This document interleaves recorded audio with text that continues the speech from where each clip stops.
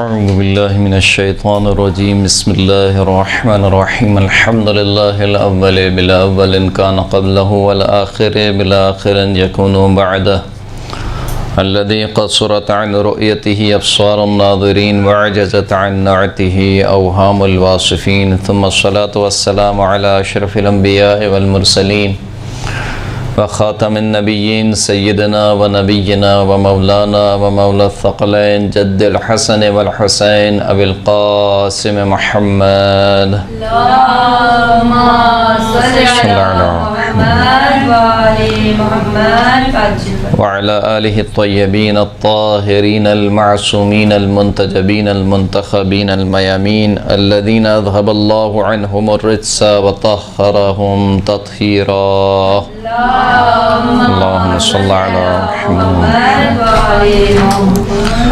واللعنة الدائمة على أعدائهم أجمعين أما بعد فقد قال الله سبحانه وتعالى في كتابه المجيد بسم الله الرحمن الرحيم إن الله مع الذين اتقوا والذين هم محسنون الصلاة على محمد وآل محمد اللهم صل على محمد وآل محمد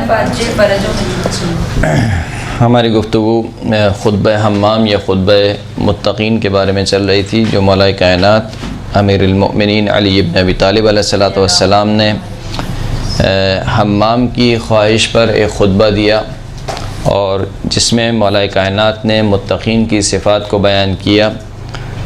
حمام نے خواہش ظاہر کی تھی کہ مولا متقین کی ایسی صفات بیان کیجیے کہ گویا میں ان کو اپنی آنکھوں سے دیکھ رہا ہوں۔ اس خطبے میں ہم یہاں تک پہنچے تھے کہ فالمتقون ہم فیہا اہل الفضائل، کہ پس جو متقی افراد ہیں وہی دنیا میں اہل فضیلت ہیں، یعنی تمام تر فضیلتیں اور درواقع فضیلتوں کا منبع خداوند کریم کا تقویٰ ہے۔ یعنی اگرچہ کہ تمہیں وہ دیکھنے میں مثال کے طور پر غریب لگیں، تمہیں دیکھنے میں وہ تنگ دست معلوم ہوتے ہوں یا لوگ ان کو اہمیت نہ دیتے ہوں یا وہ تمہیں ایک عام سے بندے لگیں، لیکن اگر وہ شخص متقی ہے تو سمجھ لو کہ وہی اہل فضیلت ہے۔ پھر اس کے بعد مولا کائنات نے ان متقین کی صفات کو بیان کرنا شروع کیا۔ ان میں سے پہلی صفت جو مولا کائنات نے بیان کی وہ یہ کی کہ وَمَنْطِقُهُمْ الصَّوَابُ، وَمَنْطِقُهُمْ الصَّوَابُ، جو ان کی گفتگو ہے وہ حق پر مبنی ہوتی ہے۔ ثواب سے مراد کیا ہے؟ یعنی درست چیز۔ یہ بیہودہ گفتگو نہیں کرتے، ان کی زبان ان کے کنٹرول میں ہوتی ہے، ہمیشہ حق بات کرتے ہیں، حق بات سنتے ہیں۔ جیسے کہ خود قرآن مجید میں خداوند کریم ارشاد فرماتا ہے کہ یا ایھا الذین آمنوا اتقوا اللہ وقولوا قولا سدیدا، اے صاحبان ایمان اللہ کا تقوی اختیار کرو اور جب گفتگو کرو، کوئی بات کہو تو قولا سدیدا، سیدھی سیدھی بات کرو، یعنی صحیح بات، درست بات کرو۔ غلط بات، اب غلط بات میں ساری باتیں آ جاتی ہیں، یعنی بیہودہ گفتگو یا فحش گفتگو یا ایسا کلام جس پر عقلاء مذمت کرتے ہوں کہ یہ کیا گفتگو کر رہا ہے، فحش باتیں کرنا، نعوذ باللہ کسی کو گالی دینا یا کسی کو طعنہ لگانا یا کسی کو مثال کسی کی غیبت کرنا، کسی پر تہمت لگانا، یہ تمام چیزیں سدید کے علاوہ ہیں، یہ تمام چیزیں ثواب کے علاوہ ہیں۔ ثواب سواد سے، سواد واو اور بے، یعنی حق کے علاوہ ہیں۔ یا ایھا الذین آمنوا اتقوا اللہ، یعنی یہ اس قدر اہم ہے کہ خداوند کریم نے اس کو تقوی کے ساتھ جوڑ دیا ہے۔ لیکن تقوی جو ہے وہ ایک عام حکم ہے، یعنی آپ کو ہر اعتبار سے تقوی اختیار کرنا ہے، چاہے وہ گفتار کے اعتبار سے ہو، چاہے وہ کردار کے اعتبار سے ہو، چاہے وہ فردی آپ کا کوئی فعل ہو، چاہے وہ آپ کا اجتماعی فعل ہو، آپ کو ہر اعتبار سے تقوی اختیار کرنا ہے۔ لیکن جب تقوی کے بعد خداوند کریم کوئی خاص کسی خاص چیز کا ذکر کرے تو اس کا مطلب یہ ہے کہ یہاں پر خداوند کریم زور ڈالنا چاہتا ہے کہ یہ چیز خاص اہمیت رکھتی ہے تقوی میں۔ جیسے کہ پہلے بھی شاید ہم نے بیان کیا تھا کہ یا ایھا الذین آمنوا اتقوا اللہ وکونوا مع الصادقین، اے صاحبان ایمان تقوی اختیار کرو اور ہو جاؤ سچوں کے ساتھ۔ اس کا مطلب یہ ہے کہ اگر کوئی شخص متقی پرہیزگار ہے، نماز روزہ کرتا ہے، لیکن اگر وہ سچوں کے ساتھ نہیں ہے تو وہ سب کچھ ہو سکتا ہے، متقی پرہیزگار نہیں ہو سکتا۔ اسی طریقے سے یہاں پر بھی یا ایھا الذین آمنوا اتقوا اللہ وقولوا قولا سدیدا، اگر کوئی شخص نمازی پرہیزگار ہے لیکن اس کی زبان سے لوگ ڈرتے ہیں، یعنی اس سے بات کرتے ہوئے لوگ ڈرتے ہیں کہ یار اس کی زبان بہت تیز ہے، یہ کوئی بھی بات کہہ دے گا اور جو ہے وہ ہماری مثال کے طور پر جو بےزتی ہو جائے گی معاشرے میں، یا جو لوگ بیٹھے ہوئے ہیں، یعنی لوگ جس کی زبان سے خوف کھاتے ہوں، چاہے وہ نمازی و پرہیزگاری کیوں نہ ہو، وہ متقی نہیں ہے۔ یا ایھا الذین آمنوا اتقوا اللہ وقولوا قولا سدیدا، قول سدید۔ اگر تم نے یہ کام کیا تو کیا ہوگا؟ یعنی اگر فقط اپنی زبان کو تم نے کنٹرول کر لیا، یہ زبان جو کہ دیکھنے میں انسان کے اعضاء میں سے بہت چھوٹا سا عضو ہے، لیکن اگر اسی زبان کو انسان نے کنٹرول کر لیا تو کیا ہوگا؟ یصلح لکم اعمالکم، اگر تم نے یہ کام کیا تو خداوند کریم تمہارے اعمال کی اصلاح فرمائے گا۔ یعنی کیا مطلب؟ یعنی اعمال میں جو تھوڑی بہت کوتاہی رہ گئی ہے، جو تھوڑی بہت کمی رہ گئی ہے، یا کوئی عمل تم سے صحیح طریقے سے انجام نہیں دیا جا رہا ہے، خداوند کریم اس عمل کی اصلاح فرمائے گا۔ یعنی زبان کو اگر تم نے کنٹرول کر لیا تو تمہارے کردار کی اصلاح خود بخود ہو جائے گی۔ خداوند کریم کہہ رہا ہے کہ اگر تم نے زبان کو کنٹرول کر لیا، یصلح لکم اعمالکم۔ دوسرا کا ویغفر لکم ذنوبکم، اور تمہارے گناہ بخش دے گا۔ یعنی دوسری صفت بیان کر رہے ہیں۔ ہاں، یعنی دوسرا جو اس کا نتیجہ ہے، اگر تم نے یہ کام کیا، یا ایھا الذین آمنوا اتقوا اللہ وقولوا قولا سدیدا، علیہ السلام، ایسا ایمان تقوی اختیار کرو اور قول سدید۔ قول سدید کا مطلب کیا ہے؟ درست بات، حق بات۔ اس کے علاوہ جتنی بھی باتیں ہیں وہ سب کیا ہیں؟ قول سدید کے علاوہ ہیں، جیسے کہ ہم نے بیان کر دیا۔ اگر تم نے یہ کام کیا تو پہلے جو انعام تمہیں ملے گا یا ریوارڈ تمہیں ملے گا، وہ پہلا ریوارڈ یہ ہے کہ وہ تمہارے اعمال کی اصلاح کرے گا۔ دوسرا یہ ہے کہ وَيَغْفِرْ لَكُمْ ذُنُوبَكُمْ، تمہارے سارے کے سارے گناہوں کو بخش دے گا۔ وَمَن يُطِعِ اللَّهَ وَرَسُولَهُ فَقَدْ فَازَ فَوْزًا عَظِيمًا، جو شخص بھی اللہ اور اللہ کے رسول کی اطاعت کرے تو وہ یقیناً ایک عظیم کامیابی سے ہمکنار ہو گیا۔ سورہ مبارکہ احزاب کی یہ دو آیتیں ہیں، آیت نمبر 70 اور آیت نمبر 71۔ تو یہ جو پہلی صفت مولا کائنات بیان فرما رہے ہیں کہ دیکھو اگر تقوی اختیار کرنا چاہتے ہو، سب سے پہلا کام جو تمہیں کرنا ہے، اپنی جو چھوٹی سی زبان ہے اس کو قابو میں رکھنا ہے۔ صحیح نا؟ منطقہم الصواب، ان کی گفتگو کیا ہوتی ہے؟ حق پر مشتمل ہوتی ہے۔ بیہودہ گفتگو نہیں کرتے، کسی کا بلا وجہ مذاق نہیں اڑاتے، کسی کی تحقیر نہیں کرتے، کسی کی غیبت نہیں کرتے، کسی پہ تہمت نہیں لگاتے، بلکہ ان کی جو زبان ہے وہ زبان مصروف رہتی ہے یا ذکر الہی میں یا ایسی گفتگو میں جو کہ فائدہ مند گفتگو ہوتی ہے۔ المرء مخبوء تحت لسانه فاذا تکلم ظہر، بحر الانوار میں روایت نقل کی گئی مولا کائنات سے کہ انسان اپنی زبان کے نیچے چھپا ہوا ہے۔ یعنی ایک شخص آ کے خاموش بیٹھا رہے تو آپ کو نہیں معلوم ہوگا کہ یہ کتنے پانی میں ہے، یہ عالم ہے، عالم نہیں ہے، اس کا جو ہے وہ اس کا لیول کیا ہے، کتنا پڑھا ہوا ہے، کتنا پڑھا ہوا نہیں ہے، آیا یہ با اخلاق شخص ہے یا بد اخلاق شخص ہے۔ یعنی ایک بت کی طرح ہے۔ اگر ایک بت آپ سامنے دیکھیں اور اس سے پوچھیں کہ یہ آپ سے کوئی پوچھے کہ یہ کیسا ہے تو آپ کوئی جواب نہیں دے سکتے، لیکن جب کوئی شخص بولنا شروع کرتا ہے تو پھر پتہ چلتا ہے کہ کتنے پانی میں ہے، عالم ہے یا عالم نہیں ہے، با اخلاق ہے یا بد اخلاق ہے، یہ جو ہے وہ سنجیدہ گفتگو کرنے والا ہے، سنجیدہ آدمی ہے، یا اسی طریقے سے چٹکلے مارنے والا اور ایک دوسرے پر طنز اور طعنے کے تیر چلانے والا یا زبان سے نشتر لگانے والا ہے۔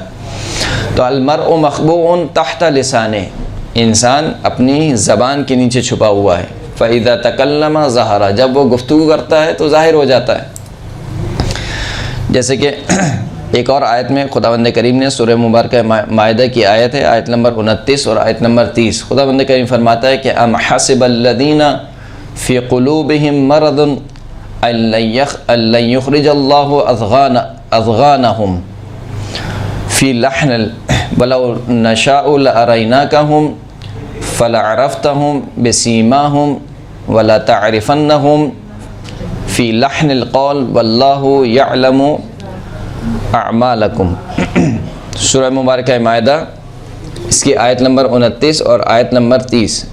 کیا وہ لوگ کہ جن کے دلوں میں مرض ہے وہ یہ گمان کرتے ہیں کہ خداوند کریم ان کے کینوں کو ظاہر نہیں کرے گا؟ وَلَوْ نَشَاءُ لَأَرَيْنَاكَهُمْ، اور اگر ہم چاہتے تو ہم تجھے دکھا دیتے۔ یعنی وہ کون سے لوگ ہیں کہ جن کے دلوں میں کینہ پایا جاتا ہے؟ اے حبیب اگر ہم چاہتے تو ہم تجھے دکھا دیتے کہ بھئی یہ فلاں فلاں 10 افراد ہیں کہ جن کے سینوں میں کیا پایا جاتا ہے؟ کینہ پایا جاتا ہے۔ فَلَا عَرَفْتَهُمْ بِسِيمَاهُمْ، جب ہم تمہیں دکھا دیتے تو تم ان کے چہروں سے ان کو پہچان لیتے۔ لیکن ایک اور طریقہ ان کو پہچاننے کا، ایک اور طریقہ، یعنی خدا نے بتایا نہیں ہے، یعنی حد ہے کہ خداوند کریم نے کچھ منافقین کو اپنے حبیب سے بھی چھپا کے رکھا ہے۔ یعنی وہ منافق تھے لیکن اس کے باوجود ان کا ذکر اپنے حبیب سے بھی نہیں کیا کہ دیکھو فلاں شخص منافق ہے۔ تو خداوند کریم کہہ رہا ہے کہ جن کے دلوں میں مرض ہے وہ یہ گمان کرتے ہیں کہ ہم ان کے کینوں کو ظاہر نہیں کریں گے، اور اگر ہم چاہتے تو ہم تجھے دکھلا دیتے کہ کون سے وہ شخص ہیں، تو ان کو ان کے چہروں سے پہچان لیتا۔ لیکن ایک اور طریقہ ہے تو ان منافقین کو پہچان سکتا ہے، جس کے دل میں کینہ ہے اس کو پہچان سکتا ہے۔ وہ طریقہ کیا ہے؟ وَلَتَعْرِفَنَّهُمْ فِي لَحْنِ الْقَوْلِ، ان کے گفتگو کرنے کے انداز سے تو ان کو پہچان سکتا ہے۔ یعنی جب انسان گفتگو کرتا ہے تو اس کے گفتگو کا انداز بتلا دیتا ہے کہ یہ کس پائے کا آدمی ہے، اس میں ایمان پایا جاتا ہے یا اس میں نفاق پایا جاتا ہے۔ واللہ یعلم اعمالکم، خداوند کریم تمہارے اعمال کو اچھی طریقے سے جانتا ہے۔ اسی طریقے سے ایک اور جگہ مولا کائنات سے قرآن الحکم میں نقل ہوا، کلام الرجل میزان و عقلہ، انسان کا گفتگو کرنا اس کے عقل کی کسوٹی ہے۔ یعنی دیکھنا ہو کہ یہ کتنا عقل مند شخص ہے تو دیکھو کہ وہ گفتگو کیسی کرتا ہے، اس کی گفتگو سے سمجھ میں آ جاتا ہے۔ یعنی عام زندگی میں بھی جب آپ ایک دوسرے سے گفتگو کرتے ہیں اور دنیاوی معاملات کرتے ہیں تو آپ کو اندازہ ہو جاتا ہے باتوں سے۔ مثال کے طور پر آپ کوئی ڈیلنگ کرنے جاتے ہیں، بالخصوص شاپنگ کے دل چل رہے ہیں آج کل خواتین کے، تو اب جب آپ کوئی چیز لینے جاتی ہیں کسی سے تو دکاندار جیسی گفتگو کرتا ہے، اب وہ دکاندار کا ہنر ہے، علیہ السلام، وہ دکاندار کا ہنر ہے۔ کچھ دکاندار کی گفتگو سن کے آپ کہتے ہیں کہ نہیں یہ تو سمجھ میں نہیں آ رہا ہمیں۔ کیوں سمجھ میں نہیں آ رہا؟ آپ کو نہیں، ابھی تو کپڑا دیکھا ہی نہیں ہے آپ نے، ابھی تو چیز دیکھی نہیں ہے، لیکن اس کی گفتگو سے آپ کو سمجھ میں نہیں آ رہا، آپ کہتے ہیں کہ اگلی دکان پہ چلیں، اور اگلا دکاندار ایسی گفتگو کرتا ہے کہ آپ صرف اس کی گفتگو پہ لے لیتی ہیں، اگرچہ کچرا ہی مال کیوں نہ ہو، لیکن اس کی گفتگو سے کیا آپ لے لیتی ہیں۔ تو یہ جو گفتگو ہے، یہ جو کلام ہے، یہ انسان کی عقل کا میزان ہے، ترازو ہے۔ پھر مولا اشار فرماتے ہیں قرآن الحکم میں روایت نقل ہوئی، ایاک والکلام فیما لا تعرف طریقتہ ولا تعلم حقیقتہ فإن قولک یدل عقلک وعبارتک تنبع عن معرفتک۔ مولا فرماتے ہیں کہ دیکھو خبردار کبھی بھی ایسی چیز کے بارے میں گفتگو نہ کرنا کہ جس کے بارے میں تمہیں گفتگو کا طریقہ معلوم نہ ہو کہ کس انداز میں گفتگو کی جائے۔ ولا تعلم حقیقتہ، کبھی بھی ایسی چیز کے بارے میں گفتگو نہ کرنا کہ جس کی حقیقت سے تم آشنا نہ ہو۔ فإن قولک یدل عقلک، کیونکہ تمہارا قول تمہاری عقل پر رہنمائی کرتا ہے، یعنی تمہاری عقل کو پرکھنے کا ایک ذریعہ کیا ہے کہ تم کو بلوایا جائے، تمہارے کلام سے تمہاری عقل کا اندازہ ہو جائے گا کہ تم کتنے عقل مند ہو۔ وعبارتک تنبع عن معرفتک، اور جو تمہاری عبارت ہے، جو تم گفتگو میں عبارت استعمال کرتے ہو، یہی خبر دینے والی ہے تمہاری معرفت سے۔ صحیح ہے؟ جیسے کہ حضرت ابراہیم علیہ السلام نے کیا ارشاد فرمایا کہ فَإِذَا مَرِضْتُ فَهُوَ يَشْفِينِ، جب میں بیمار ہوتا ہوں تو اللہ مجھے کیا دیتا ہے؟ شفا دیتا ہے۔ یہ نہیں کہا کہ جب اللہ مجھے بیمار کرتا ہے تو پھر اللہ مجھے شفا دیتا ہے، یعنی برائی کی نسبت دی اپنی طرف کہ جب میں بیمار ہوتا ہوں تو پھر اللہ مجھے شفا دیتا ہے۔ تو یہ یعنی گفتگو کرنے کے انداز سے معلوم ہو جاتا ہے کہ یہ بندہ کس معرفت پر ہے۔ تو بہرحال اب اگر آپ روایت کو اٹھا کے دیکھیے تو بعض روایتوں میں خاموشی کی بہت فضیلت بیان کی گئی ہے، کہ انسان خاموش رہے. اور تو یہ تھیوری ہے نا کہ speech is silver and silence is golden. جی یہ جملہ سر حدیث کی روشنی میں فیل ہوتا ہے. جی یہ جملہ جو مشہور ہے کہ ان کان الکلام من الفضہ فالسکوت فالصمت من الذہب. اگر گفتگو کرنا چاندی میں سے ہے تو خاموش رہنا سونا ہے. صحیح. لیکن بہرحال اگر روایات کا مطالعہ کیا جائے تو اس سے سمجھ میں آتا ہے کہ ہر دو کے یعنی کلام کرنے کے اور خاموش رہنے کے ان دونوں کی کچھ آفتیں ہیں. جب تک یہ دونوں اپنی آفتوں سے محفوظ رہتے ہیں یہ دونوں بہت اچھے ہیں. لیکن جب ان سے آفتیں چمٹ جائیں یعنی ایک ایسی جگہ پر خاموش رہنا کہ جہاں پر بولنا چاہیے تھا, مثلا عمل المعروف نہی عن المنکر, کہ یہاں پر آپ کو بولنا ہے, یہاں پر خاموشی کیا ہے فضیلت نہیں رکھتی ہے یہاں پر, بلکہ یہاں پر جو ہے وہ خاموشی کیا ہے مذموم ہے. شاعر نے اس کو پسند نہیں کیا, خداوند کریم نے اس کو پسند نہیں کیا. تو خاموشی اور کلام کا ہر ایک کا ایک محل ہے, ایک جگہ ہے, کہاں پر آپ کو خاموش رہنا ہے, کہاں پر آپ کو گفتگو کرنی ہے, یہ آپ کو معلوم ہونا چاہیے. یعنی اگر انسان یہ سمجھ لے کہ کہاں پر مجھے, بالخصوص عورتیں اگر یہ سمجھ لیں کہ کہاں پر ان کو بولنا ہے اور کہاں پر ان کو خاموش رہنا ہے, تو ہماری خانوادی زندگی کے آدھے مسائل ویسے ہی حل ہو جائیں گے, بغیر کسی جھگڑے کے ویسے حل ہو جائیں گے. کہ اگر انسان یعنی میاں بیوی میں سہرے, خیر یہ تو عورتوں کے بارے میں بات مشہور ہو گئی ہے, لیکن بہرحال کچھ حقیقت بھی رکھتی ہے. دونوں میں سے کوئی بھی بہرحال جب انسان کو یعنی معاشرے کا ہر فرد, چاہے وہ عورت ہو, چاہے وہ بیوی ہو, چاہے وہ شوہر ہو, چاہے وہ ماں ہو, چاہے وہ بیٹا ہو, چاہے وہ باپ ہو, چاہے وہ بیٹا ہو یا بیٹی ہو, ہر فرد معاشرے کا اگر ہم میں سے یہ پہچان لے کہ ہمیں کہاں پر بولنا ہے اور کہاں پر خاموش رہنا ہے, تو ہمارے معاشرے کے جو آدھے مسائل ہیں ویسے ہی کیا ہو جائیں گے, حل ہو جائیں گے. جیسے کہ ایک روایت بھی نقل ہوتی ہے, مولا کائنات سے آپ سنتے رہتے ہیں کہ لو سکت الجاہل, اگر جاہل خاموش ہو جائے تو کبھی بھی اختلاف نہ ہو. اختلاف کا سبب یہ ہے کہ جس مسئلے میں پتہ کیسے چلے گا کہ وہ جاہل ہے؟ جی اسے بولتے ہیں جہل مرکب. جہل مرکب کیسے کہتے ہیں کہ ایک انسان جاہل ہو اور اسے یہ بھی معلوم نہ ہو کہ میں جاہل ہوں, اس کو کہتے ہیں جہل مرکب. تو یہ جو جہل مرکب ہے یہ واقعاً ایک بیماری ہے. کم از کم انسان کو اتنا تو معلوم ہونا چاہیے کہ مجھے بیماری کیا ہے. اگر مجھے یہی معلوم نہیں ہوگا کہ مجھے کیا بیماری ہے تو میں اس کا علاج کیسے کروں گا. جب مجھے معلوم ہی نہیں ہے کہ مجھے بخار ہے یا کھانسی ہے یا نزلہ ہے تو میں اس کا علاج نہیں کر سکتا ہوں. اسی لیے یہ بھی ایک قول ہے جو مولا کائنات سے منسوب ہے, نقل کیا جاتا ہے کہ قول الرجل لا یدری نصف العلم, کہ انسان کا یہ کہنا کہ مجھے نہیں معلوم یہ آدھا علم ہے. کہ کم از کم اس کو یہ تو پتہ ہے کہ نہیں معلوم, یہ آدھا علم ہے. اب آدھا علم کب ہوگا, جب وہ جان لے گا, یعنی جو چیز اس کو نہیں معلوم ہے اسے معلوم کر لے گا تو وہ پورا علم ہو جائے گا.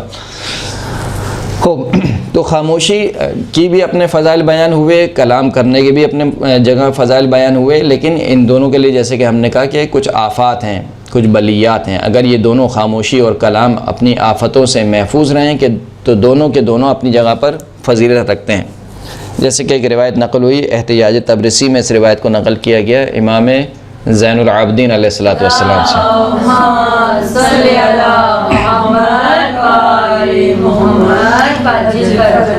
مولا امام زین العابدین سے پوچھا گیا کہ عن الکلام والسکوت, کلام اور سکوت کے بارے میں پوچھا گیا, گفتگو کرنے کے بارے میں اور خاموش رہنے کے بارے میں. ایہما افضل, ان دونوں میں سے کون سی چیز افضل ہے, گفتگو کرنا زیادہ افضل ہے یا خاموش رہنا زیادہ افضل ہے؟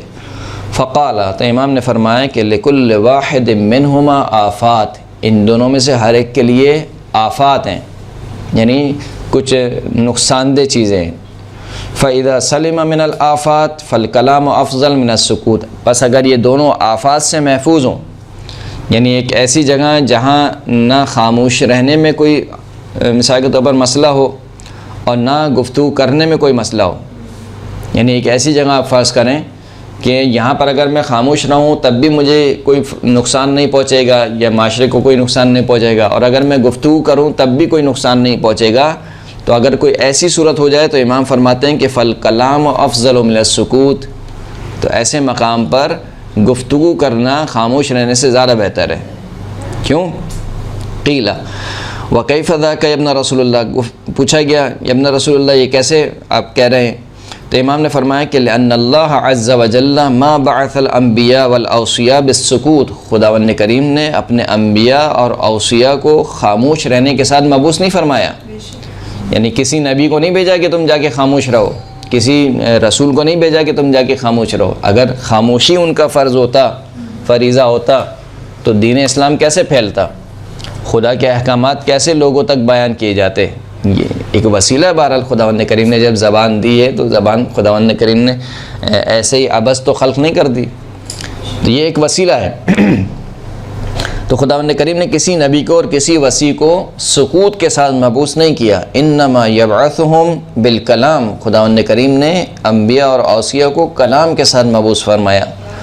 وَلَسْتَحَقَّتِ الْجَنَّةُ بِالسُّكُوتِ، اگر ایسا ہوتا تو جنت خاموش رہنے کے ذریعے سے کوئی مستحق نہیں ہوتا. یعنی اگر کوئی بھی گفتگو نہیں کرے، مثال کے طور پر ہم یہاں پر بیٹھ جائیں اور کوئی گفتگو نہیں کرے تو دین کے احکامات کیسے بتلائے جائیں گے، کیسے سمجھایا جائے گا، کیسے کوئی شخص دین پر عمل کرے گا؟ اگر ہمارا فریضہ سکوت ہی ہوتا کہ کوئی بھی گفتگو نہیں کرے گا کسی سے بھی، چاہے وہ عالم ہو چاہے وہ جاہل ہو، تو پھر عالم کیسے جاہل کو سکھلائے گا اور جاہل کیسے علم سیکھے گا؟ تو یہ ایک فریضہ ہے عبارت. وَلَسْتَوْجَبَ وِلَایَةُ اللَّهِ بِالسُّكُوتِ، اللہ کی ولایت سکوت کے ذریعے سے لازم نہیں ہو سکتی تھی. وَلَا تَوْقِيتُ النَّارِ بِالسُّكُوتِ وَلَا تَجَنُّبُ سَخَطِ اللَّهِ بِالسُّكُوتِ، نہ جو وہ اللہ کے ناراضگی سے سکوت کے ذریعے سے بچا نہیں جا سکتا ہے. انما ذالک کلہ بالکلام، یہ سارے کے سارے کام اگر ہو سکتے ہیں تو کلام کے ذریعے سے ہو سکتے ہیں. یعنی کوئی گفتگو کرنے والا ہو جو آپ کو بتلائے کہ جنت کا راستہ یہ ہے، جہنم کا راستہ یہ ہے، یہ کام کرو گے تو جنت میں جاؤ گے، یہ کام کرو گے تو دوزخ میں جاؤ گے، جب تک وہ بولے گا نہیں اس وقت تک عمل نہیں ہو سکتا ہے. انک تصف فضل السکوت بالکلام ولست تصف فضل الکلام بالسکوت، کہ آپ جو ہے وہ یعنی ایک عجیب بات کی امام نے، اور انتہائی لطیف نقطہ امام نے بیان فرمایا. پہلے تو امام نے تشبیہ دی کہ ما کنت لاعدل القمر بالشمس، میں چاند کو سورج کے برابر نہیں کر سکتا ہوں. یعنی کیا مطلب؟ چاند کی روشنی کتنی ہوتی ہے؟ سورج کے مقابلے میں کچھ بھی نہیں ہے. سورج جب ہوتا ہے تو چاند کی روشنی ختم ہو جاتی ہے، یعنی سورج اور چاند کا مقابلہ نہیں ہے. امام فرماتے ہیں کہ میں چاند کا مقابلہ سورج سے نہیں کر سکتا ہوں. یعنی اگر خاموش رہنا چاند ہے تو بولنا کیا ہے؟ سورج ہے. یعنی الٹا بالکل برعکس جو ہم نے تھوڑی دیر پہلے جو کہا کہ ان کان من الکلام من الفضہ فالسکوت من الذہب، اس کا بالکل الٹا امام بیان فرما رہے ہیں کہ اگر خاموش رہنا چاند کی طرح ہے تو گفتگو کرنا کس کی طرح ہے؟ سورج کی طرح ہے. اور سورج سے تشبیہ بھی امام نے کیوں کی؟ کیونکہ سورج فقط خود روشن نہیں ہوتا ہے، خود تو وہ روشن ہے بلکہ ساری دنیا کو کیا کرتا ہے؟ روشن کرتا ہے. صحیح ہے. ظاہر للنفس مظہر لغیرہ، خود بھی روشن ہے دوسرے کو بھی کیا کرتا ہے؟ روشن کرتا ہے. اسی طریقے سے امام نے شاید تشبیہ دینے کا ایک امام کی وجہ بھی یہی ہو کہ کلام خود بھی منور کلام ہوتا ہے. یعنی انسان جب گفتگو کرتا ہے، خداوند کریم قرآن مجید سے بڑھ کر کوئی کلام نہیں ہے دنیا میں. خداوند کریم کا جو زندہ و جاوید معجزہ جو آج تک باقی ہے وہ کلام کی صورت میں ہی ہے. تو اگر خداوند کریم کلام نہ کرتا، اپنے حبیب سے کلام نہ کرتا، لوگوں سے کلام نہ کرتا، تو کیسے ان کو پہچانوایا جاتا توحید کے بارے میں، نبوت کے بارے میں، ولایت کے بارے میں؟ سر مولانا نے جاہل مرکب کے بارے میں کہا ہے کہ خاموش رہے. جی اچھا. پھر اس کے بعد امام نے کہا کہ یعنی کیسے ممکن ہے کہ جب کہ تم خاموشی کی فضیلت بیان کرنے کے لیے بھی کلام کے محتاج ہو. یعنی اگر آپ خاموشی کی فضیلت بیان کریں گے کیسے کریں گے؟ آپ کو بولنا تو پڑے گا نا. کہا تم خاموشی کی فضیلت بیان کرنے کے لیے بھی کس کے محتاج ہو؟ بولنے کے محتاج ہو، کلام کے محتاج ہو. نہیں ہو سکتا ہے. انکا تصف فضل السکوت بالکلام، تم سکوت کی فضیلت کو بیان کرتے ہو کلام کے ذریعے سے. ولست تصف فضل الکلام بالسکوت، لیکن تم کلام کی فضیلت کو سکوت کے ذریعے سے بیان نہیں کر سکتے ہو، کلام کی فضیلت کو سکوت کے ذریعے سے بیان نہیں کر سکتے ہو۔ بس اوقات انسان روایت پڑھتا ہے اور کچھ دیر کے لیے وجد میں آ جاتا ہے کہ امام نے یہ کیا بات کی ہے۔ ایک صلوات پڑھے مولا کی ذات پر، صلی علی محمد و آل محمد۔ لیکن جہاں یہ اس زبان کے اس قدر فائدے بیان ہو رہے ہیں اور کلام کے اس قدر فائدے بیان ہو رہے ہیں، وہیں پر اس کی آفت بھی کیا ہے؟ اتنی ہی عظیم ہے۔ یعنی شاید ایک درندہ اتنا چیر پھاڑ نہیں کرتا جتنا انسان کی زبان کام کر دیتی ہے۔ یعنی یہی وہ زبان ہے کہ جو دو بھائیوں میں اختلافات کرا سکتی ہے، پورے خاندان کو اجاڑ سکتی ہے، ساس سسر میں، سسر اور مثال کے طور پر بھائی باپ بیٹے میں، ماں بیٹے میں، میاں بیوی میں اختلافات کا ایجاد کرانا، معاشرے میں اختلافات کو ایجاد کرانا، پورے معاشرے کو اگر برباد کرنا ہو تو دیکھ لیں آپ یہ جو آج ہو رہا ہے پورے معاشرے میں کس وجہ سے ہو رہا ہے؟ یہ وہی زبان ہے۔ اب اس زبان کو ظاہر سی بات ہے آپ جو بھی کہیں، سوشل میڈیا کہیں یا جو بھی، بہرحال گفتگو ہو رہی ہے تو یہ سب کچھ ہو رہا ہے۔ تو جہاں اس کے اتنے فائدے ہیں وہاں اس کے نقصانات بھی کیا ہیں؟ بہت زیادہ ہیں۔ روایت نقل ہوئی، یہ روایت بھی روضۃ الواعظین میں ہے کہ رسول اللہ صلی اللہ علیہ وآلہ وسلم، اللہم صلی علی محمد وآل محمد، فرماتے ہیں کہ اکثر خطایا ابن آدم فی لسانہ ومن کف لسانہ ستر اللہ عز وجل عورتہ۔ ابن آدم کی اکثر خطایا اس کی زبان میں ہیں۔ اکثر خطایا کیا ہیں؟ اس کی زبان میں۔ بس جو شخص اپنی زبان کو بند کر کے رکھے تو خداوند کریم اس کی شرمگاہ کو ڈھانپ کر رکھتا ہے۔ یہاں پہ عورت سے مراد کیا ہے؟ یہاں پہ عورت سے مراد اگرچہ کہ تشبیہ دی گئی ہے، عورت سے مراد عورت جو ہے وہ عربی میں شرمگاہ کو کہتے ہیں، لیکن یہاں پر کہا گیا کہ تمہارے عیوب کو خداوند کریم ڈھانپ کر رکھتا ہے اگر تم نے اپنی زبان کو کیا رکھا؟ بند کر کے رکھا۔ زبان کو اگر تم نے قابو میں رکھا تو خداوند کریم جو ہے وہ تمہارے، ایک اور روایت میں جو کہ روایت نقل ہوئی ہے، بہرحال کتاب کا نام مجھے یاد نہیں ہے، لیکن ایک روایت نقل ہوئی ہے کہ ہر صبح کے وقت تمام اعضاء و جوارح پر جو ہے وہ یہ زبان ان کو مخاطب کرتی ہے اور کہتی ہے کہ تم نے کس حال میں صبح کی؟ تو وہ تمام اعضاء و جوارح کہتے ہیں کہ اگر تو ہمیں چھوڑ دے تو ہماری صبح جو ہے وہ بہت اچھی ہے، اور اگر تو ہماری گرفت کر لے تو ہماری صبح کیا ہے؟ بہت بری ہے۔ یعنی انسانی عضو کا سب سے فائدہ مند عضو بھی انسان کی زبان ہے اور سب سے نقصان دہ عضو بھی کون سا ہے؟ انسان کی زبان ہے۔ پھر مولا ارشاد فرماتے ہیں روضۃ الواعظین میں یہ روایت نقل ہوئی، قال علی ما شیء احق بطول الحبس من اللسان، کوئی شے سزاوار نہیں ہے کہ اس کو طولانی قید میں رکھا جائے زبان سے زیادہ۔ یعنی زبان کو جتنا قید میں رکھ سکتے ہو اتنا قید میں رکھو۔ پھر ایک اور روایت نقل ہوئی کہ فرمایا کہ الکلام فی وثاقک ما لم تتکلم بہ، یہ جو تمہارا کلام ہے، تمہاری گفتگو ہے، تمہاری بات ہے، یہ تمہاری قید میں جب تک تم گفتگو نہ کرو۔ وَإِذَا تَكَلَّمْتَ صِرْتَ فِي وِثَاقِ، جب تم گفتگو کرتے ہو تو تم اپنے کلام کی قید میں آ جاتے ہو، ہے نا؟ یعنی ایک شخص نے، میں نے کوئی بات کہی نہیں یہاں پر تو آپ مجھے کیسے پکڑیں گے کہ مولانا نے یہ بات کہی، لیکن اگر ایک بات میں نے کہہ دی، کیمرے نے ریکارڈ کر لی، تو اب کیا ہوگا؟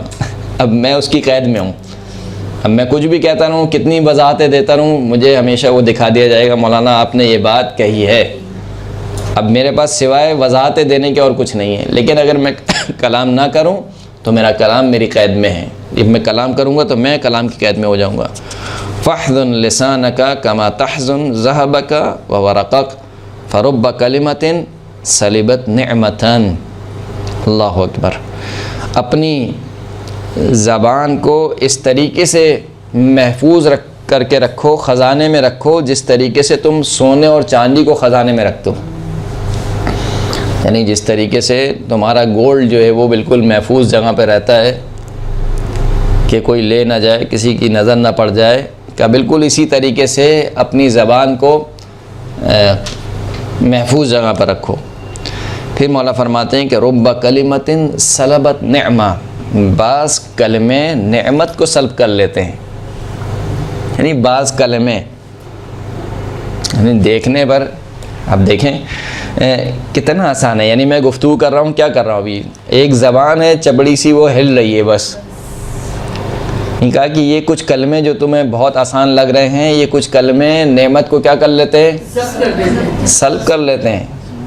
صحیح، غصے میں آ کے والدین کو کچھ کہہ دیا، غصے میں آ کے والدہ کو کچھ کہہ دیا، غصے میں آ کے والد کو کچھ کہہ دیا، والدین ناراحت ہو گئے، یہ وہ اذیت میں آ گئے کہ ہمارے بیٹے نے مثال کے طور پر یہ بات کہہ دی، بیٹی کو مثال کے طور پر روزے میں کچھ بیٹی نے کچھ ماں کو کہہ دیا، جو بات ماں نے دل میں بٹھا لی کہ یہ میری بیٹی نے مجھے یہ بات کہہ دی، تو انسان ان چیزوں کو چھوٹا نہ سمجھے، بالخصوص والدین کی ناراضگی کو انسان کبھی بھی چھوٹا نہ سمجھے، کبھی بھی۔ آپ کے پاس اگر دنیا اور مافیہا کی دولت کیوں نہ ہو، آپ دنیا کے امیر ترین شخص کیوں نہ ہو، دنیا کی ساری سعادت آپ کے پاس کیوں نہ ہو، آپ یعنی آپ دنیا کی کہا جائے کہ اگر کون متقی و پرہیزگار ہے تو لوگ آپ کا نام لیتے ہوں، اس کے باوجود بھی ایک کلمہ کئی وقت کی نماز قبول نہیں ہوتی، اگر جو ہے وہ والدین کو اذیت پہنچا دی گئی تو والدین کی اذیت جو ہے وہ یعنی خدا نے عجیب رکھا ہے کہ خدا سے برداشت نہیں ہے، چاہے کافر ہی کیوں نہ ہو، چاہے کافر ہی کیوں نہ ہو، یعنی حضرت آپ کو اپنے بچوں کو معاف کرتے رہے، والدین کا دل ویسے بھی، والدین کا دل تو ویسے ہی بہت بڑا ہوتا ہے، بالخصوص ماں کا دل جو ہے وہ، ماں چاہے بچے کو کچھ بھی کہہ دے، حتیٰ مار بھی دے، لیکن پھر وہی ماں ہوتی ہے جو تھوڑی دیر بعد ہی اس کو گلے لگا لیتی ہے، اور پھر وہ یعنی میں نے ایسی ماں کو بھی دیکھا ہے جو بچے کو مارنے کے بعد خود رونے لگتی ہیں۔ اب آپ نے بچے کو مارا ہے، اب آپ کیوں رو رہی ہیں، کہا بچہ تو میرا ہی ہے۔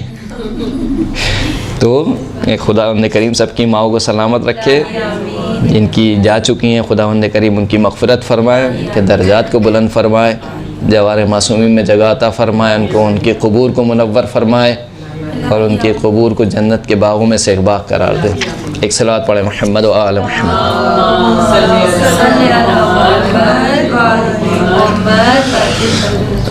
خوب، ایک اور روایت کنز العمال میں نقل ہوئی ہے امام محمد باقر علیہ الصلوۃ والسلام سے، اللہم صلی علی محمد و آل محمد۔ سوری، یہ جو روایت ہے تحف العقول کی روایت ہے، جو امام پانچویں امام سے نقل ہوئی ہے تحف العقول میں، امام فرماتے کہ ان ھذا اللسان مفتاح کل خیر و شر، یہ جو تمہاری زبان ہے یہ ہر خیر اور شر کی چابی ہے، یہ خیر پھیلانا ہے تب بھی یہی زبان پھیلائے گی، شر اگر پھیلانا ہے تب بھی یہ زبان پھیلائے گی۔ فینبغی للمؤمن ان یختم علی لسانہ کما یختم علی ذہبہ و فضتہ، بس مومن کو سزاوار یہ ہے کہ وہ اپنی زبان کو ایسے ہی باندھ کے رکھے جیسے اپنے سونے اور چاندی کو باندھ کے رکھتا ہے۔ ختم لگانا عربی زبان میں پہلے کہتے تھے، جو پٹلیاں چلتی تھیں، ہمیان جسے بولتے ہیں، کپڑے کی تھیلیاں چھوٹی چھوٹی چلتی تھیں، اس کو انسان کیسے مضبوطی سے گانٹھ لگا کے باندھ کے رکھتا تھا تاکہ اس میں سے نکل نہ جائے، اس باندھنے کو بولتے ہیں یختم، ختم لگانا۔ تو کہا جس طریقے سے اس کو مضبوطی سے باندھ کے رکھتے ہو ایسے ہی مضبوطی سے باندھ کے رکھو کس کو، زبان کو۔ جو دوسری روایت ہے کنز العمال کی، وہ رسول خدا صلی اللہ علیہ وآلہ وسلم سے فرماتے ہیں کہ لا یستقیم ایمان عبد حتی یستقیم قلبہ، کسی بندے کا ایمان اس وقت تک مستقیم اور مستحکم نہیں ہو سکتا جب تک اس کا دل مستحکم نہ ہو، ولا یستقیم قلبہ حتی یستقیم لسانہ، اور کسی بندے کا قلب، اس کا دل اس وقت تک مستحکم نہیں ہوتا جب تک اس کی زبان مستحکم نہ ہو۔ زبان جب تک راہ راست پر نہیں آئے گی، زبان جب تک صراط مستقیم پر نہیں آئے گی، انسان کا کردار جو ہے وہ اچھا نہیں ہو سکتا۔ یہاں تک کہ ایک اور روایت بھی میں نے پڑھی تھی، بہرحال حوالہ مجھے ابھی یاد نہیں ہے، منسوب ہے بہرحال، کہ جو بد اخلاق شخص ہوتا ہے اس کے گناہ بخشے نہیں جاتے ہیں۔ کیوں نہیں بخشے جاتے ہیں؟ کیونکہ وہ ایک گناہ سے نکلتا ہے، اپنی بد اخلاقی کی وجہ سے دوسرا گناہ انجام دے لیتا ہے، بد اخلاقی میں بہرحال اب ساری چیزیں آتی ہیں، لیکن جو سب سے زیادہ جو اظہار ہوتا ہے بد اخلاقی کا وہ یہی انسان کی زبان ہے، کہ انسان کی زبان کے ذریعے سے بد اخلاقی کا اظہار ہوتا ہے۔ تو یہ پہلی صفت یہ امام نے بیان کی متقین کی۔ دوسری صفت امام نے بیان کی ملبسہم الاقتصاد، ان کا جو لباس ہوتا ہے وہ میانہ روی والا ہوتا ہے۔ اب یہاں پر جو اس جملے کی شرح کرنے والے ہیں انہوں نے دو طریقے سے شرح کی ہے۔ یہاں پر ملبس سے مراد واقعاً ان کا لباس لیا ہے، یعنی جو یہ لباس پہنتے ہیں، نہ یہ اتنا عالی شان لباس ہوتا ہے کہ لوگ بولیں کہ بھائی یہ تو مثال کے طور پر کوئی مالدار شخص ہے گا، یعنی جو اسراف کے زمرے میں آتا ہے۔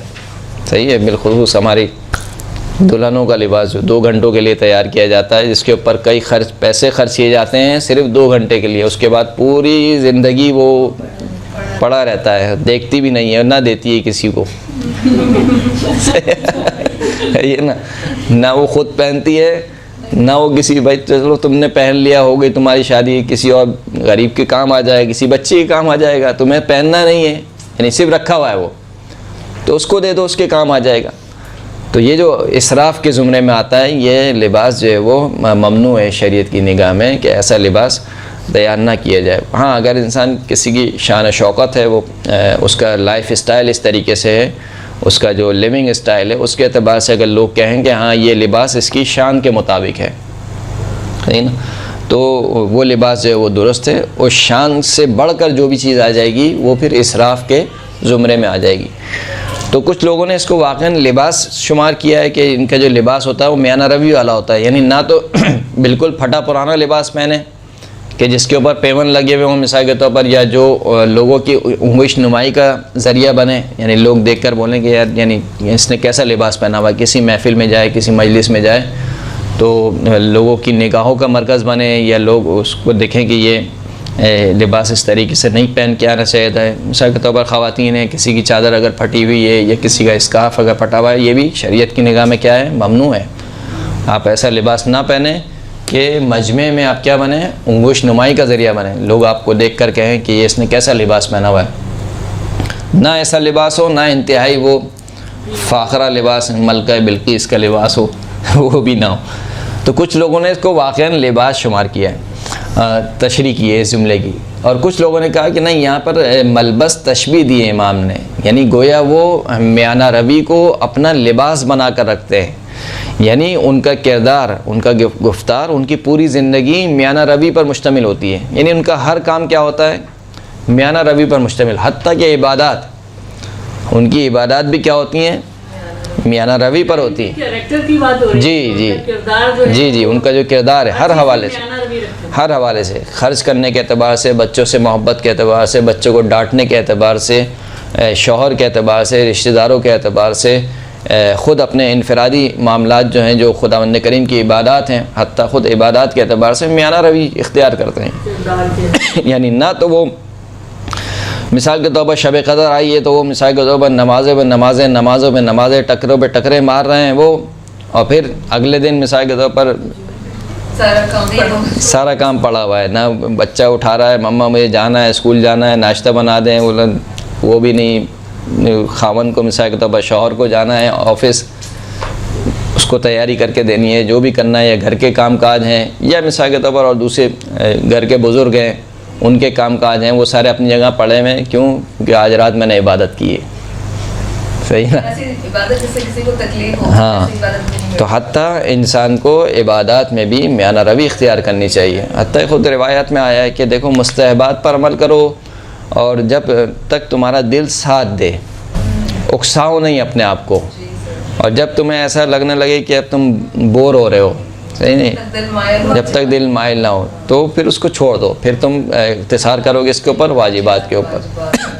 تو انسان کو عبادات کرنے میں بھی میانہ روی اختیار کرنے کا حکم دیا گیا ہے، اگرچہ کہ اگر اس کو اگر لباس کے لیے اعتبار سے بھی لیا جائے تو کوئی اتنا بہت زیادہ ایسا نہیں ہے کہ کوئی غلط معنی ہو سکتا ہے کہ یہ عام ہو، یعنی خود لباس کو بھی شامل کرے، اور لباس کے اعتبار سے اگر دیکھا جائے تو ہمیں ائمہ اطہار کی سیرت ملتی ہے، جیسے کہ چھٹے امام جعفر صادق علیہ السلام،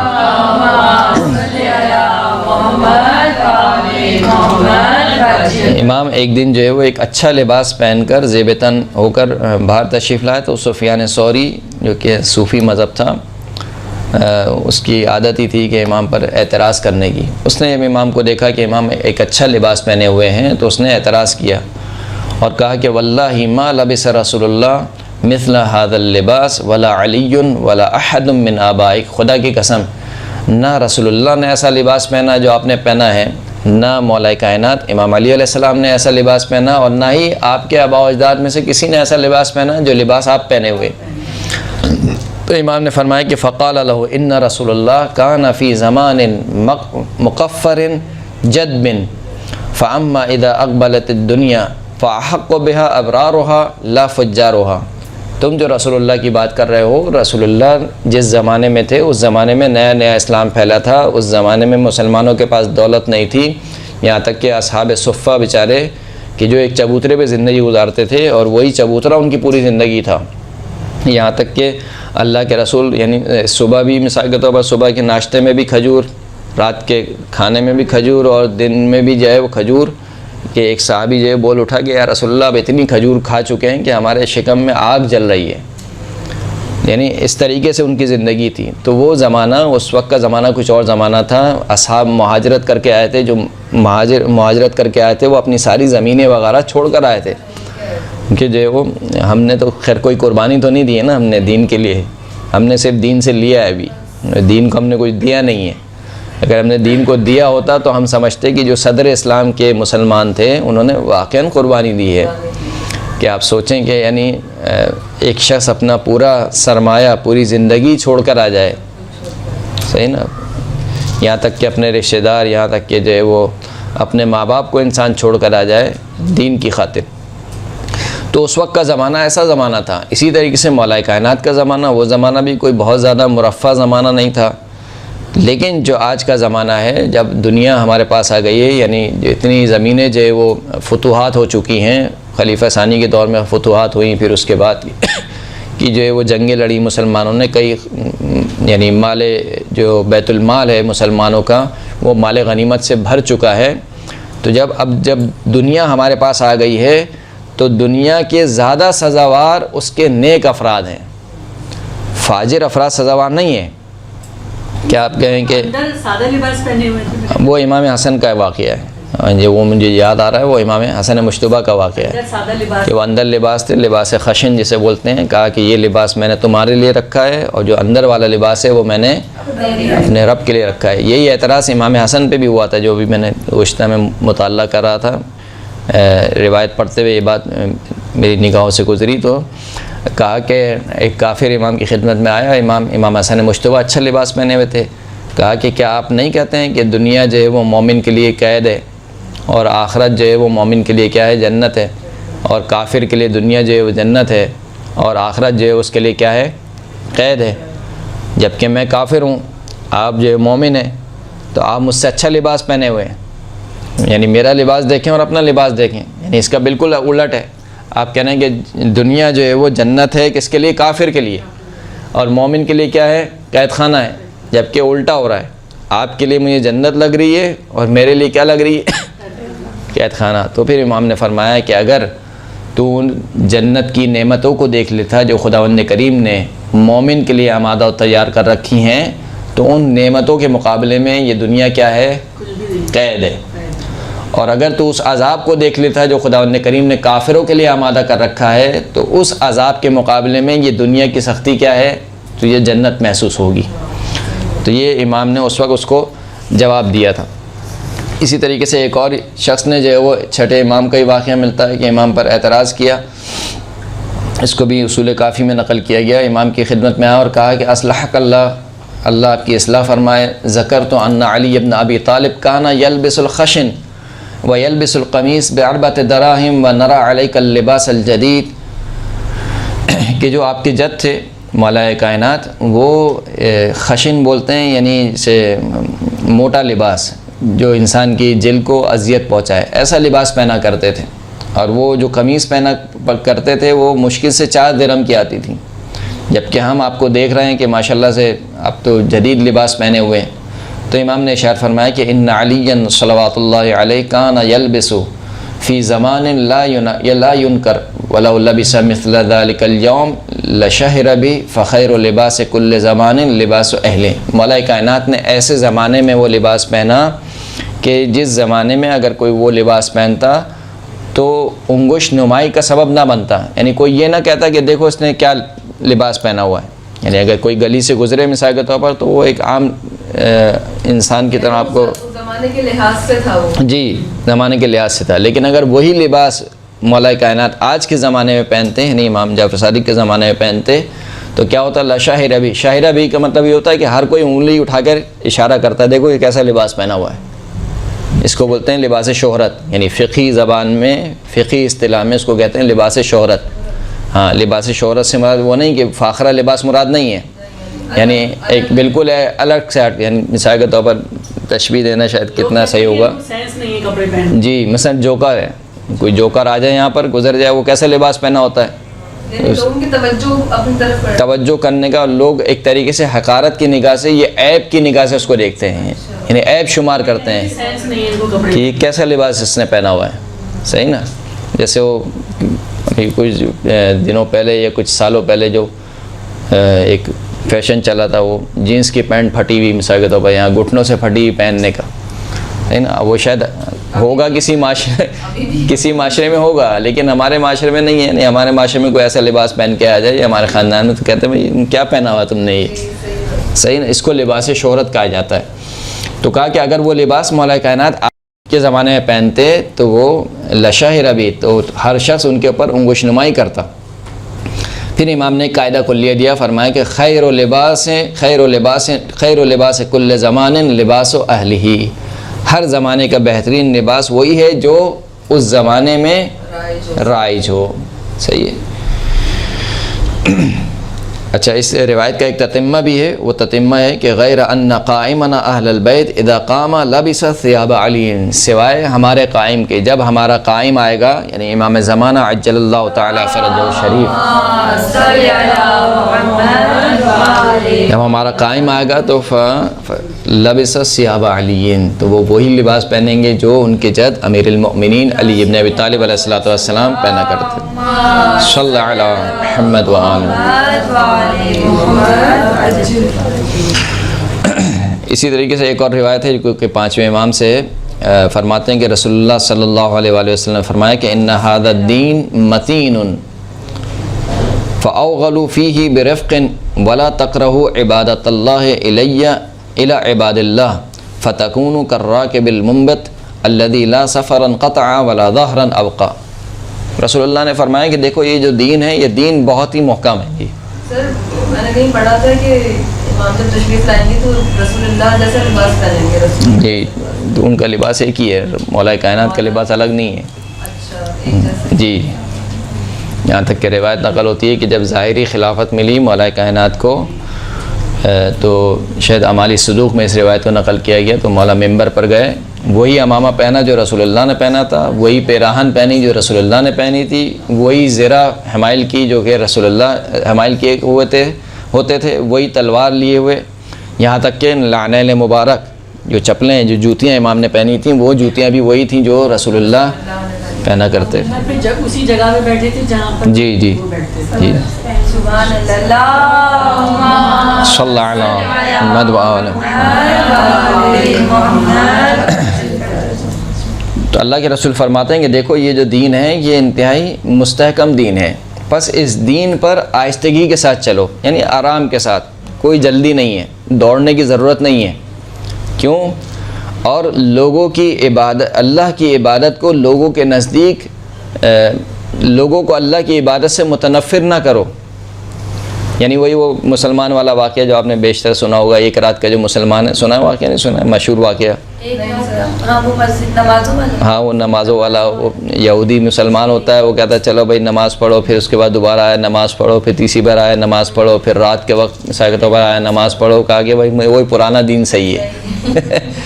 تو اللہ کی عبادت کو جو ہے وہ لوگوں کو اللہ کی عبادت سے متنفر نہ کرو. یعنی بسا اوقات ایسا ہوتا ہے ہم جب خود دیندار ہوتے ہیں تو ہم یہ سمجھتے ہیں کہ یعنی اگلا بھی جو ہے وہ اسی کرائٹیریا پر آ جائے. یعنی میں اگر مثال کے طور پر دعا ابو حمزہ سمالی پڑھتا ہوں شہر میں, باقی سب کو پڑھے. تو میں چاہتا ہوں کہ میری بیٹی بھی پڑھے. اب وہ نہیں پڑھتی ہے تو میں اس کو ڈانٹتی ہوں کہ بھائی تم کیوں نہیں پڑھ رہی ہو. ایک دعا ہے ہم ابو حمزہ سمالی, صحیح ہے, اچھی بات ہے, آپ پڑھیں, لیکن بہرحال ایک مستحب کام ہے, صحیح. یا مثال کے طور پر تلاوت قرآن صحیح ہے, ماہ مبارک رمضان میں کرنی چاہیے, لیکن بچہ ہے اس نے روزہ بھی رکھا ہوا ہے تو جتنا کر سکتا ہے آپ اس کو اتنا کروائیں.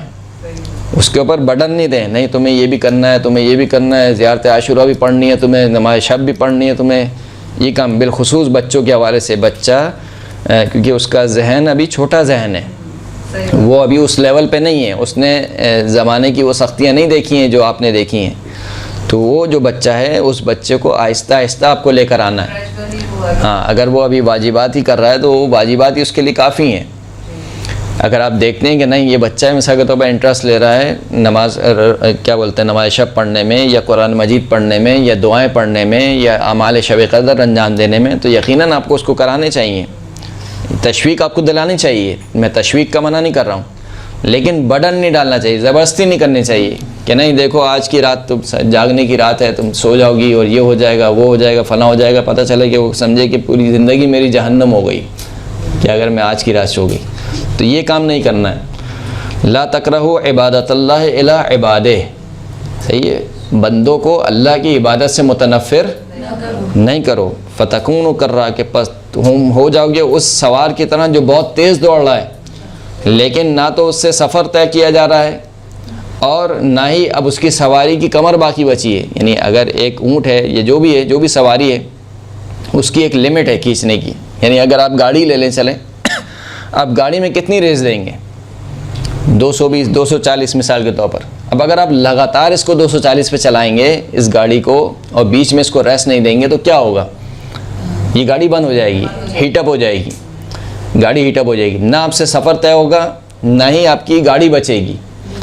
تو یہی رسول خدا تشبیہ دے رہے ہیں کہ دیکھو اگر تم نے اس قدر جو ہے وہ دین پر اللہ کی عبادت کو انجام دینے میں تم نے کہا کہ نہیں آج تو سب کام کرنے, آج شب قدر ہے, کوئی دعا نہیں چھوٹنی چاہیے, صحیح ہے. دعائے ابو حمزہ سمالی بھی پڑھیں گے, دعائے مشلول بھی پڑھیں گے, دعائے جوشن کبیر صغیر, پوری مفاتی آج پڑھنی ہے.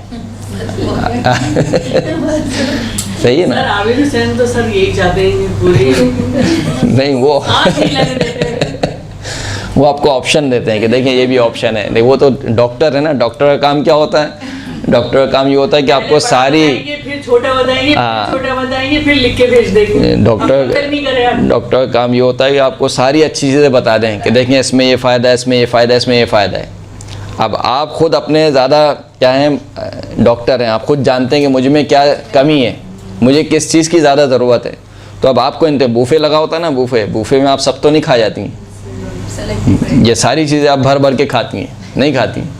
وہ چیز جو آپ کو سب سے زیادہ پسند ہوتی ہے کہ یہ تو نہیں چھٹنی چاہیے. پھر اس کے بعد دوسری چیزیں آپ دیکھتے ہیں, پھر اگر آپ کھا سکیں تو کھا سکیں, ورنہ چھوڑ دیتے. یہی کام آپ نے شب قدر میں بوفے لگتا ہے پورا, صحیح ہے. ان بوفوں میں جو آپ کو سب سے زیادہ امپورٹنٹ چیزیں ہیں وہ کام کرنے چاہیے. پھر اس کے بعد اگر وقت مل جائے, ہمت ہو اور وقت ساتھ دے تو آپ کریں, نہیں تو یہ نہ سمجھیں کہ نہیں میں تو بدبخت رہ گئی. آج کی رات میں نے مثال کے طور پر یہ والی دعا نہیں پڑھی, دعا عافیت نہیں پڑھی, اور دعا فلاں نہیں پڑھی, اور یہ نہیں پڑھی, اور 100 رکعت نماز نہیں پڑھی میں نے. آخر میں انہوں نے جو ہے ایک پرچہ پہلے پرچہ دے دیا, پھر آخر میں انہوں نے کہا کہ جو اعمال رہ گئے ہیں 23 کے دن میں بھی پڑھے جا سکتے ہیں, اس کی کوئی فضیلت ہے جو نہ یعنی ہم دن بھر پڑھتے نہیں. صحیح. وآخر الدعوانا الحمد للہ رب العالمین.